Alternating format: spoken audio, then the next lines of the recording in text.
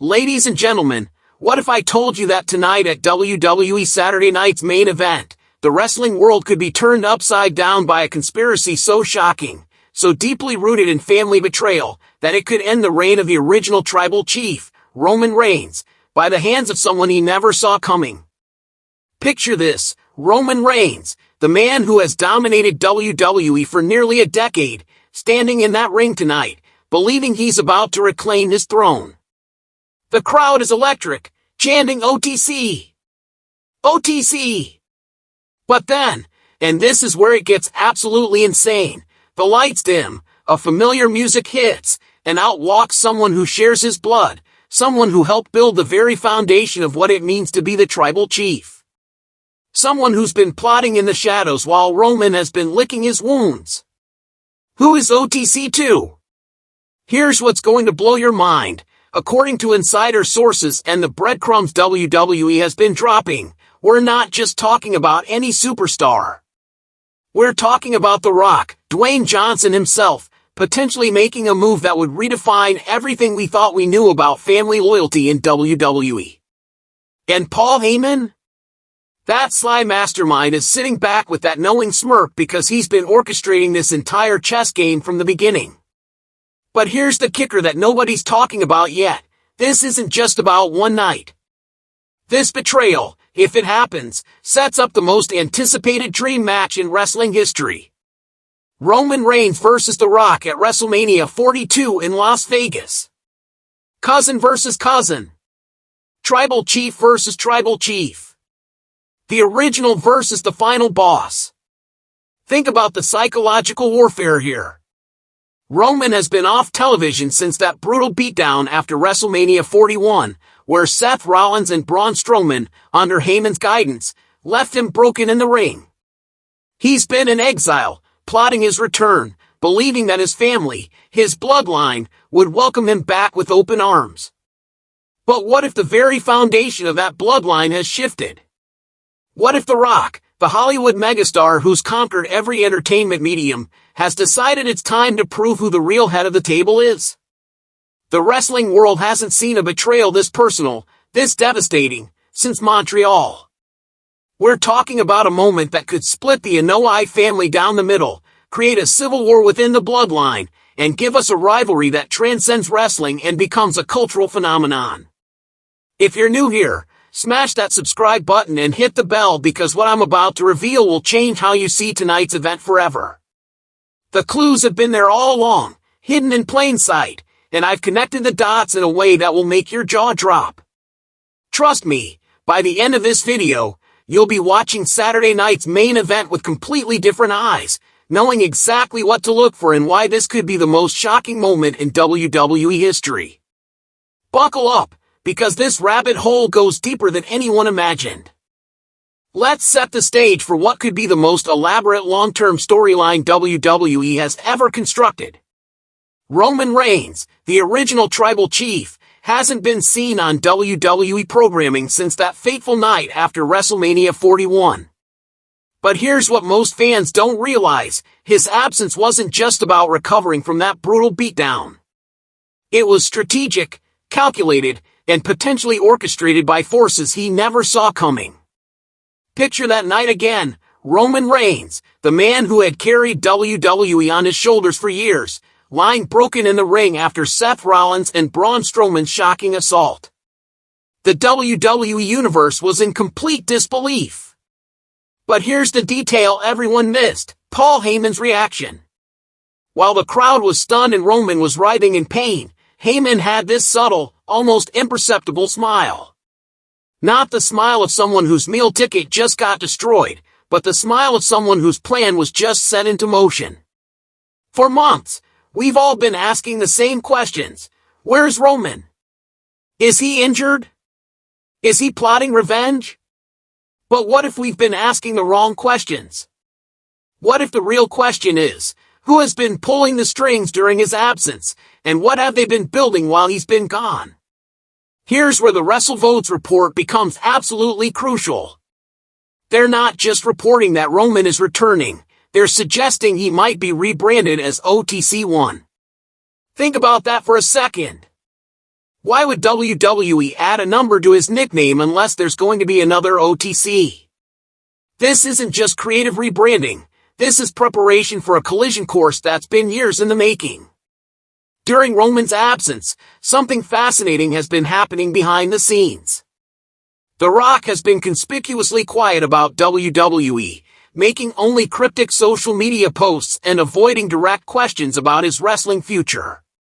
Meanwhile, Paul Heyman has been playing the long game, working with Seth Rollins and others, but always with that calculating look in his eyes, like he's waiting for the perfect moment to reveal his master plan.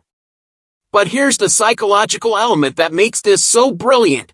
Roman's absence has made the WWE Universe hungry for his return. The longer he's been gone, the more we've missed the tribal chief, the more we've wanted to see him reclaim his throne. WWE has been building anticipation, not just for his return, but for his redemption story. We want to see Roman overcome the betrayal, reclaim his position, and restore order to the bloodline. What if that's exactly what they want us to feel? What if our emotional investment in Roman's comeback is being weaponized against us? Imagine the psychological impact when Roman finally returns, when we're all cheering for the tribal chief's redemption, only to have our hearts ripped out by an even bigger betrayal, one that comes from within his own family. The stage isn't just set for Roman's return, it's set for the most emotionally devastating moment in WWE history, and we're all walking right into it. Now we dive into the heart of this conspiracy, and trust me, once you see these connections, you'll never look at The Rock the same way again. The name on everyone's lips isn't just any superstar, it's Dwayne "The Rock" Johnson, and the evidence pointing to him as OTC2 is so compelling, it's almost impossible to ignore. Let's start with the family dynamics that make this betrayal so personal and so devastating. Roman Reigns and The Rock aren't just colleagues or friends, they're cousins, both part of the legendary Anoa'i wrestling dynasty. This family has given us some of the greatest wrestlers in history, the Wild Samoans, Yokozuna, Umaga, and of course, Roman and Rock themselves. But here's what makes this potential betrayal so psychologically brutal. In Samoan culture, family loyalty isn't just important, it's sacred. For The Rock to turn on Roman wouldn't just be a wrestling storyline, it would be a violation of everything their family stands for. But let's look at the clues that have been hiding in plain sight. The Rock hasn't been seen in a WWE ring since Elimination Chamber in Toronto, where he delivered what many thought was just another Rock promo. But go back and watch it again with fresh eyes. The way he talked about legacy, about being the final boss, about proving who really belongs at the head of the table, it wasn't just typical Rock bravado. It was a declaration of war disguised as entertainment. Here's where Paul Heyman's genius becomes apparent. Heyman has worked with both men throughout their careers. He understands their psychology, their motivations, their deepest insecurities. Roman's greatest fear isn't losing a match, it's being overshadowed by someone in his own family. The Rock's greatest motivation isn't money or fame, he already has both. It's proving that he's still the biggest star in wrestling, that Hollywood success hasn't diminished his wrestling legacy. Heyman has been playing these two against each other for years, subtly, carefully, waiting for the perfect moment to strike. Think about it, who better to dethrone the tribal chief than someone who has an equal claim to that throne? The Rock has always called himself the head of the table in Hollywood, but in WWE, Roman has held that title. This isn't just about wrestling, it's about family hierarchy, about who gets to carry the Anoa'i legacy forward. The timing is perfect too. The Rock is at a point in his career where he doesn't need WWE, which makes him dangerous. He can afford to be the villain because his Hollywood success gives him independence. He can destroy Roman's career and walk away unscathed, knowing that his legacy in entertainment is secure. But here's the most chilling possibility. What if The Rock has been planning this for years? What if every time he's appeared on WWE programming, every time he shared the ring with Roman, he's been studying him, learning his weaknesses, preparing for this moment? The betrayal wouldn't just be shocking, it would be calculated, personal, and absolutely devastating. The pieces are all there, waiting for Saturday night's main event to bring them together in the most explosive way possible. Ladies and gentlemen, if you want to understand what's really happening here, you need to understand the mind of Paul Heyman, the greatest wrestling mastermind of our generation and the architect of what could be the most elaborate long-term storyline in WWE history. This isn't just about Roman versus The Rock. This is about Heyman's ultimate power play, and it's been years in the making. Let's go back to that moment after WrestleMania 41 when Heyman's expression told us everything we needed to know. While Roman was being brutalized by Seth Rollins and Braun Strowman, Heyman wasn't panicking, he was calculating. That subtle smile wasn't the reaction of someone whose meal ticket was being destroyed, it was the satisfaction of someone whose chess pieces were finally falling into place. Here's Heyman's genius. He's never been loyal to any one wrestler. He's loyal to power, to success, to being on the winning side of history. When Roman was unstoppable, Heyman was his advocate. But the moment Roman showed vulnerability, the moment cracks appeared in his armor, Heyman started planning his exit strategy. And what better exit strategy than aligning with someone who has even more star power, even more mainstream appeal, even more ability to elevate Heyman's own legacy? Think about Heyman's history with The Rock. They've worked together before, they have mutual respect, and most importantly, they both understand the business side of wrestling in ways that pure wrestlers sometimes don't. The Rock brings Hollywood credibility, mainstream media attention, and the kind of crossover appeal that makes WWE executives salivate. For Heyman, aligning with The Rock isn't just smart, it's inevitable. But here's where Heyman's plan becomes truly diabolical. He's been using Roman's absence to rebuild the entire power structure of WWE. While Roman has been gone, Heyman has been working with Seth Rollins, building relationships with other top stars, positioning himself as the kingmaker rather than just one wrestler's advocate.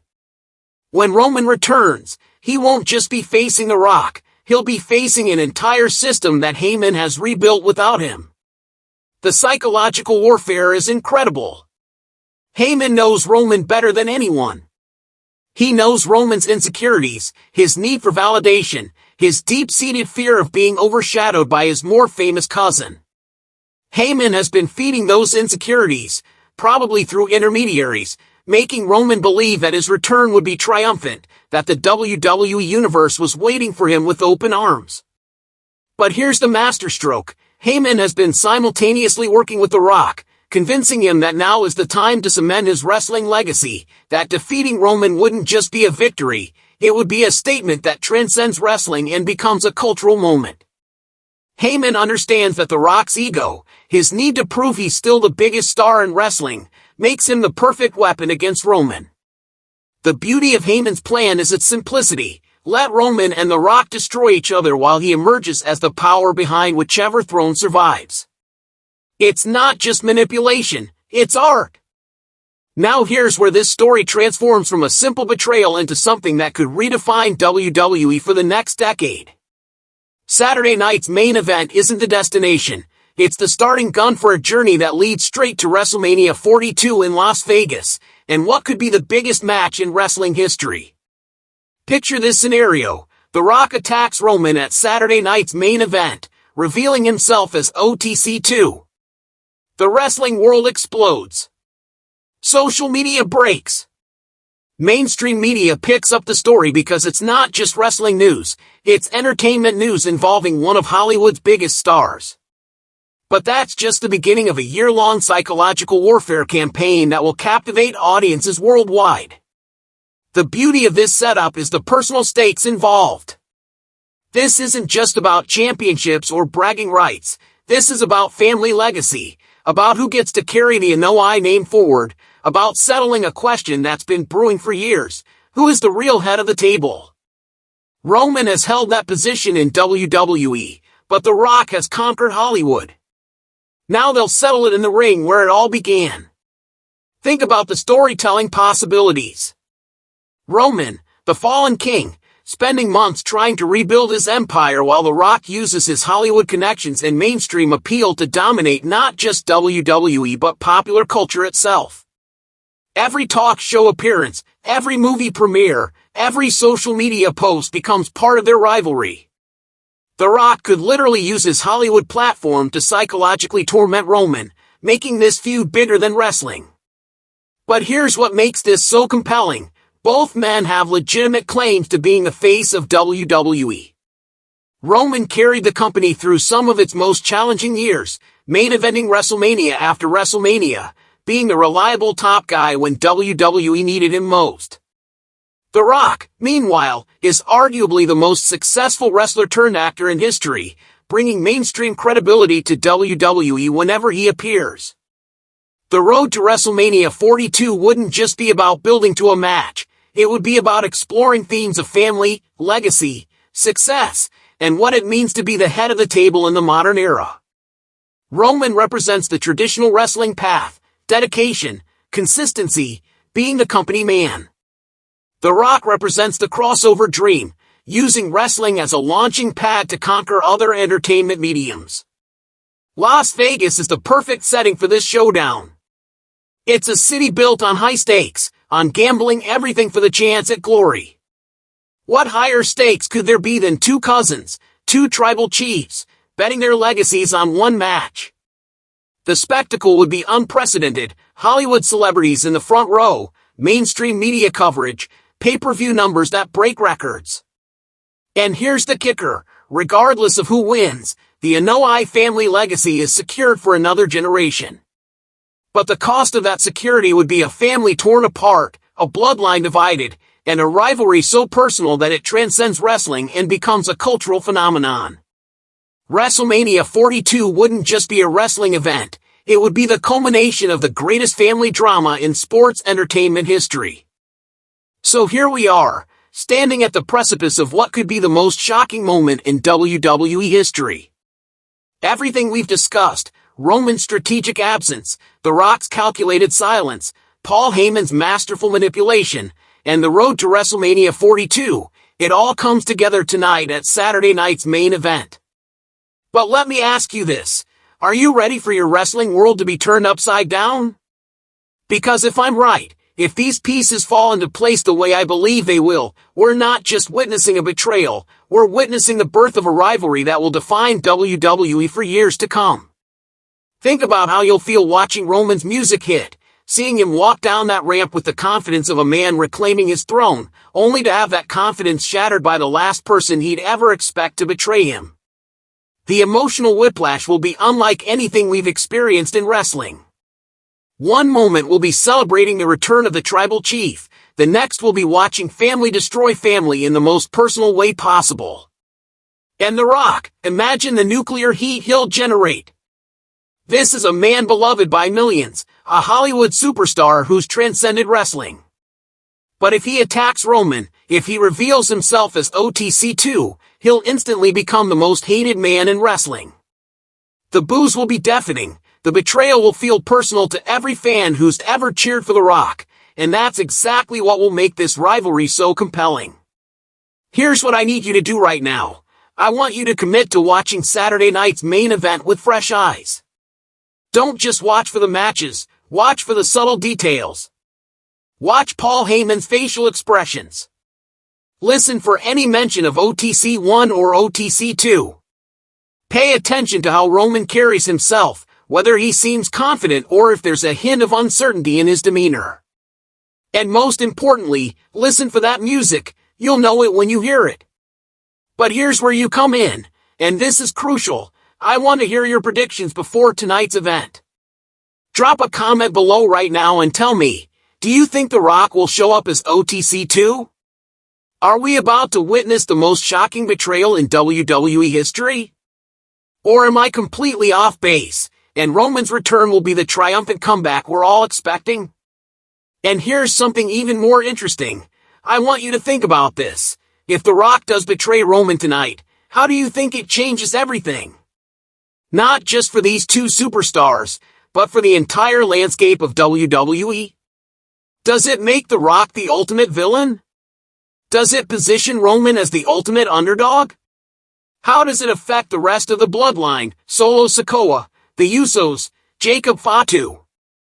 Will they choose sides, or will they try to stay neutral in a family civil war? The wrestling community is buzzing about this possibility, and I've seen your tweets, your Reddit posts, your discussions in wrestling forums. You're not just passive viewers, you're part of this story. Your reactions, your theories, your emotional investment in these characters is what makes moments like this possible. WWE knows that we care deeply about these storylines, and they're counting on that emotional connection to make tonight's potential betrayal hit even harder.